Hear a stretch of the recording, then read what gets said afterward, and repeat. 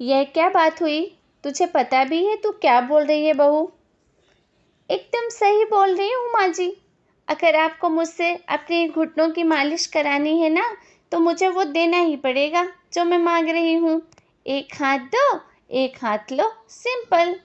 बहू हूँ, इसका मतलब ये नहीं कि नौकरानियों की तरह काम करूँ। यह है अमृता और उसकी सास रेखा। अमृता एक नई नवेली बहू है जिसकी शादी कुछ ही दिनों पहले रेखा के बेटे माधव के साथ हुई है। वैसे तो अमृता दिल की बहुत अच्छी है, लेकिन वो कहते हैं ना कि खून का रंग तो दिखता ही है। बस वही हाल है कुछ इस अमृता के भी। वह डॉन की बेटी होने का रंग यहाँ अमृता में भी दिख रहा है, और जो है रिश्वत लेना। जी हाँ, काम चाहे कितना भी छोटा या कितना भी बड़ा क्यों न हो, हमारी अमृता बहू बिना रिश्वत लिए कुछ नहीं करती। तो चलिए देखते हैं इनके साथ आगे और क्या क्या होता है। रेखा और अमृता को लड़ती देखकर ससुर प्रेमचंद वहां आ जाते हैं और कहते हैं, अरे क्या हुआ? काहे इतना तिलमिला रही हो रेखा? अरे कुछ बोलोगी भी? ये दोनों के कानों में हड़ताल हो रखी है, जब देखो चिक चिक करती रहती हैं। तभी बहू बोल उठती है, देखिए ना पापा जी, माँ जी ने मुझे अपने घुटनों की मालिश करने के लिए बोला है, लेकिन उसके बदले में माँ जी मुझे वो हीरो वाला पुश्तैनी हार देने से मना कर रही हैं। क्या? घुटनों की मालिश के लिए हीरो का पुश्तैनी हार कौन मांगता है बहू? पापा जी, आपको तो पता ही है ना, आपकी बहू कितनी सयानी है और कोई भी काम फ्री में नहीं करती। और अब शेखावत खानदान का आटा तो इतना भी गीला नहीं है कि अपनी बहू को एक हार न दे पाए। क्यों माय डियर माँ जी? तभी सास रेखा बोल उठती है, देखा आपने प्रेमचंद जी, ये अब मुझसे पुश्तैनी हाक मार रही है, कल को पूरा घर मांग लेगी। अरे जा जा, मैं खुद कर लूँगी अपनी मालिश। ठीक है, मुझे क्या, एंजॉय योर मालिश टाइम माँ जी।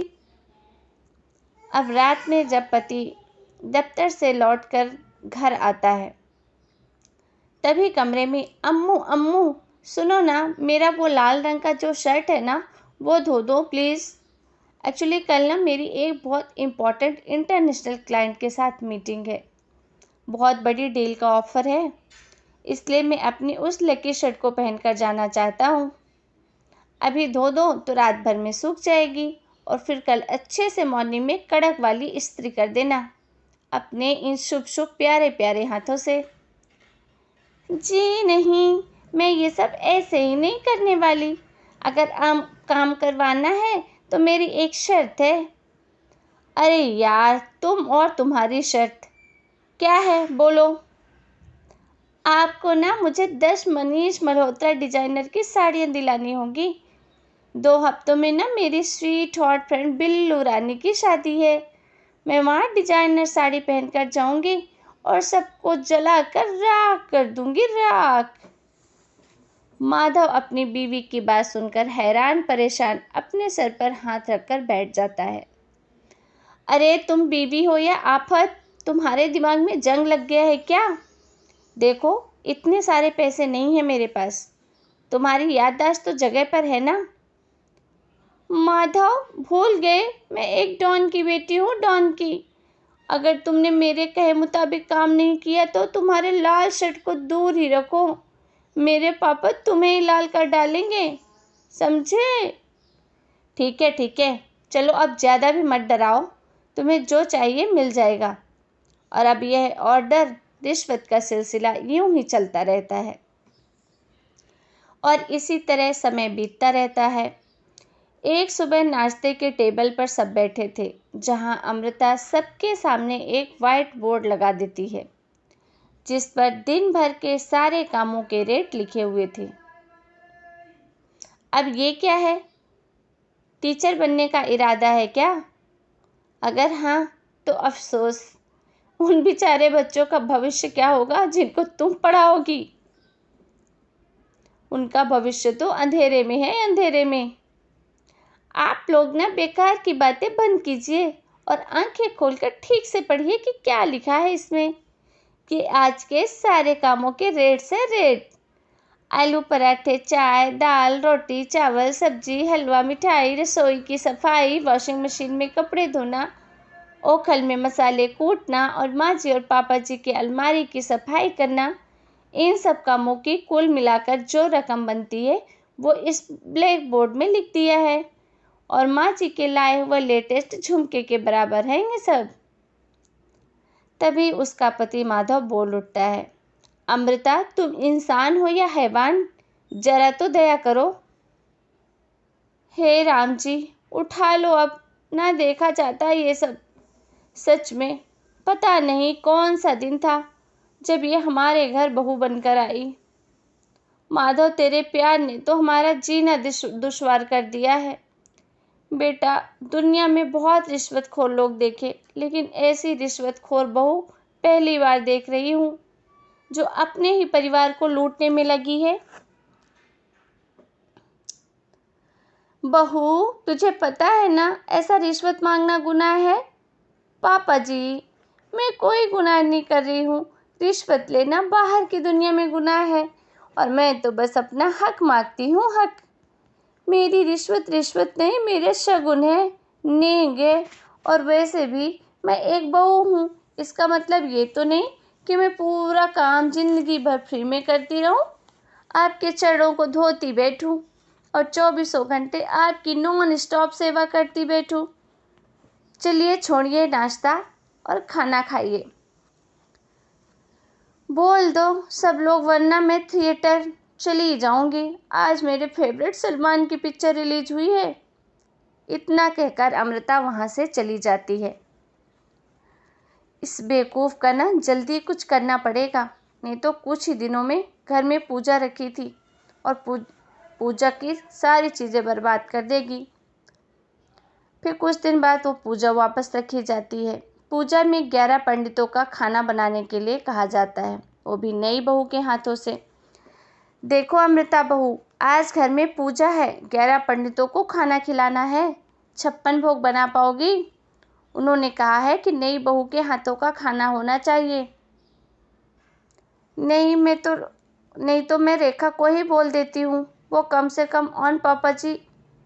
मैं फ्री फंड में तो अपने घर में कभी ना बनाया, तो अब आपको क्या लगा कि पूजा का नाम लेकर आप मुझसे अपने झांसे में फंसा लेंगे? अरे कलमुही, बस अब बस, पहले सुन तो ले क्या कह रहे हैं। हम तुम्हें जितने पैसे चाहिए, जितने तोहफे चाहिए सब ले लेना, बस पूजा पाठ में कोई बाधा नहीं आनी चाहिए। ओहो, ये हुई ना समझदारी वाली बात सासू माँ। ठीक है, अब आप लोग निश्चिंत रहिए, मैं ऐसा खाना बनाऊंगी कि उन 11 पंडितों की 11 पुश्तें भी मेरे खाने के स्वाद को याद रखेंगी। अमृता पंडितों के लिए खाना पकाती है और पूजा संपन्न होने के बाद उन्हें केले के पत्तों पर खाना परोसती है, जिस पर खाने का पहला निवाला खाते ही वाह वाह वाह वाह, क्या भोजन है। हम इतनी जगह पर जाते हैं लेकिन इतना अच्छा स्वाद तो काफ़ी मुश्किल से चखने को मिलता है। रेखा जी, प्रेमचंद भाई, आप लोग सच में भाग्यवान हो। आपको जो इतनी सर्वगुण संपन्न बहू मिली है, जिसके हाथों में साक्षात माँ विराजमान है। क्या सर्वगुण संपन्न? अरे सबको संपन्न कर देगी ये खूंखार औरत। कुंडली मार के बैठ गई है मेरे बेचारे बेटे के जीवन में। एक मिनट, अरे ये बात मेरे इस बूढ़े दिमाग में पहले कैसे नहीं आई? इस अमृता की बच्ची को मैं अपने घर से बाहर कैसे निकालूं? इसका उपाय तो पंडित जी के पास ज़रूर होगा। रेखा अगले दिन पंडित जी के पास जाकर उन्हें अमृता के बारे में सब कुछ बताती है, जिसे सुनकर पंडित जी भी परेशान हो जाते हैं। अरे अरे, ऐसी बहू तो 7 जन्मों में भी किसी को नसीब ना हो। भगवान, देखिए रेखा जी, आपकी रिश्वतखोर बहू और आपके बेटे की कुंडलियों को जोड़कर देखा है मैंने, लेकिन इसमें तो यही बता रहे हैं कि ये आपके जीवन से कभी नहीं जाने वाली। इसलिए उसे सुधारने के लिए आप लोगों को ही कुछ करना पड़ेगा, नहीं तो एक दिन आप लोगों को कंगाल कर देगी। नहीं नहीं, ऐसा हरगिज नहीं होगा, मैं ज़रूर कुछ करूँगी। ऐसे नहीं बैठ सकती मैं। वहीं अमृता को ये बात पता चल जाती है कि उसकी सास रेखा पंडित जी के पास गई है। इस पर जब रेखा लौटती है तो बोलती है, वाह माँ जी, आप तो ज़्यादा सयानी निकली। लेकिन एक बात आपको बता दूँ, मेरी कुंडली दिखाने से कुछ भी नहीं होने वाला। मैं ऐसी बला हूँ जो आपकी ज़िंदगी से कभी नहीं जाऊँगी, फिर चाहे आप कितने भी टोटके हवन कर लो। अरे खुद को समझती क्या है, बदतमीज। तुझसे बात करना तो दूर, मुझे तो तेरी शक्ल भी नहीं देखनी। अब सास बहू के बीच एक अनकहा सा युद्ध छिड़ जाता है। दिन बीतने लगते हैं, लेकिन एक दिन अचानक रेखा की तबीयत खराब हो जाती है और उसे सांस लेने में काफ़ी दिक्कत होती है, तो उसे डॉक्टर के पास ले जाया जाता है। तभी डॉक्टर चेकअप करके कहते हैं कि देखिए, मैंने सारे टेस्ट कर दिए हैं, रिपोर्ट की माने तो रेखा जी को गंभीर दिल की बीमारी है। उनके फेफड़ों में भी काफ़ी सूजन आ गई है, जिसका जल्द से जल्द ऑपरेशन करना होगा, वरना बचाना मुश्किल हो जाएगा। ये खबर सुनकर प्रेमचंद और माधव दोनों हक्का बक्का रह जाते हैं। लेकिन डॉक्टर साहब, कितने पैसे लगेंगे ऑपरेशन में? ऑपरेशन के बाद वो बिल्कुल ठीक तो हो जाएगी ना? लेकिन ये तभी डॉक्टर बोलते हैं कि ऑपरेशन में कम से कम 6 से 7 लाख रुपए लग जाएंगे, और वो भी तब जब रेखा का ऑपरेशन जल्द से जल्द टाइम पर किया जाए। तबीयत खराब है, तभी घर में रेखा को बिस्तर पर देखकर अमृता के अंदर जरा भी दया नहीं आती। ओ माँ जी, ये अपना फालतू का मेलोड्रामा बंद कीजिए। मुझे पता है आपको मुझे रिश्वत नहीं देनी पड़े, इसलिए आप ये सब कर रही हैं ताकि आप फ्री में मेरे से सारा काम करवा लें। क्या सीरियसली अमृता, ऐसी हालत में भी तुम ऐसी बातें कर रही हो? हम लोग परेशान हैं कि ऑपरेशन के लिए कहाँ से पैसे लाएं, और तुम ऐसी बातें कर रही हो। अब क्या करें, एक पल के लिए भी सही। तुमने अगर इस परिवार को और मुझे अपना प्यार माना है, तो अब तुम्हारी बारी है अपने किए का हिसाब चुकाने की। मुझे पता है तुम्हारे अंदर भी दिल है। बिना कुछ कहे अमृता वहाँ से चली जाती है और अपने कमरे में जाकर वो अलमारी से अपनी माँ की तस्वीर निकालकर सीने से लगाकर रोने लगती है। माँ, आपके जाने के बाद पापा ने ही मेरा ख्याल रखा, और उसी की वजह से मुझ में काफ़ी बुरी आदतें भी आ गई। मैं इतनी बुरी नहीं थी माँ, लेकिन क्या करूँ, आप मुझे समय से पहले ही छोड़ के चली गईं। कभी आपका प्यार मैंने जाना ही नहीं। अब मैंने जितना भी इस घर से लिया है, उतना सूद समेत चुकाने की बारी आ गई है। अब मैं अपने रहते अपने प्यार को भी उसी दर्द से नहीं गुजरने दे सकती जो मैंने आपके नहीं होने से सहा है।